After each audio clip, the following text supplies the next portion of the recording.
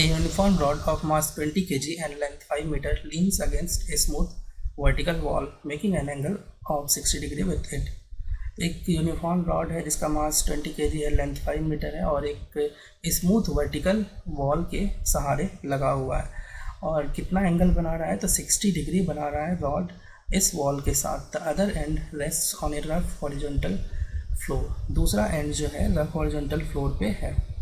The friction force that the floor exerts on the rod is, तो यहाँ पर friction force निकालना है। Let us draw the situation first. तो suppose this is the rough floor और एक wall बना लेते हैं। This is smooth wall. देखो स्मूथ वॉल जो है नॉर्मल तो फोर्स लगा सकता है रॉड पर, लेकिन फ्रिक्शन फोर्स नहीं लगा सकता।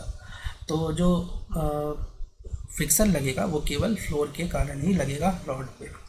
Late us draw the rod.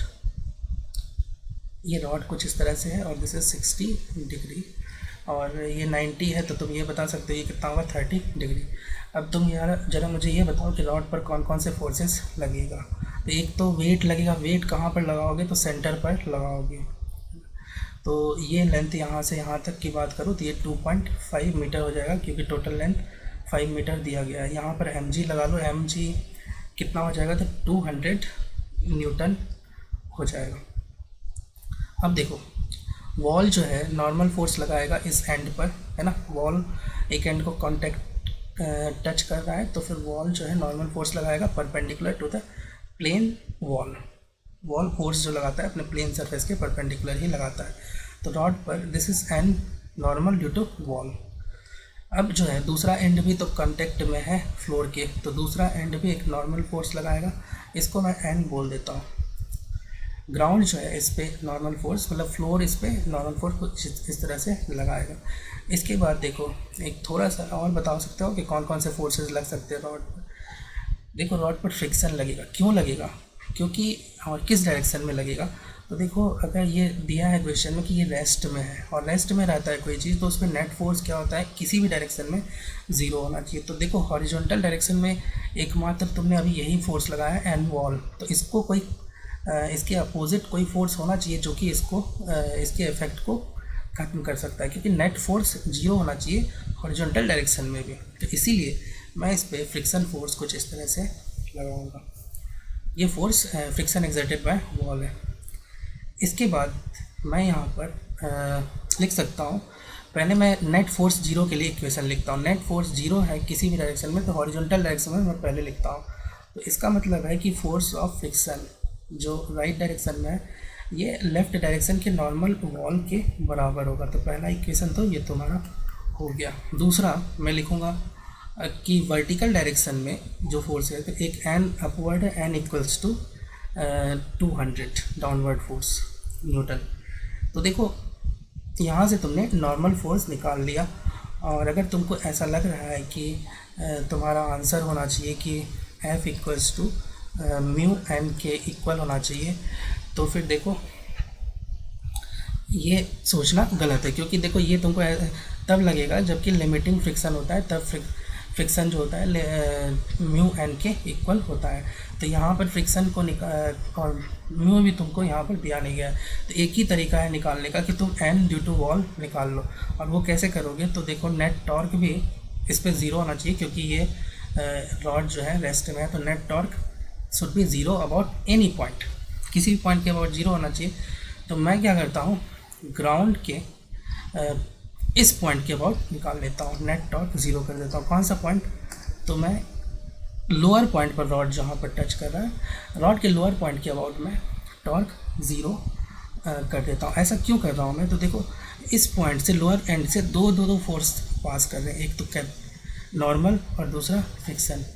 ऐसा करने से इन दोनों का, और ये दोनों क्या है इस पॉइंट से पास कर रहे हैं, इन दोनों का टॉर्क तुम्हारा 0 हो जाएगा। तो इसका मतलब कम फोर्सेस का टॉर्क तुमको लिखना पड़ेगा। तो टॉर्क अबाउट इस पॉइंट को O लिख देता हूँ, torque about point O should be 0।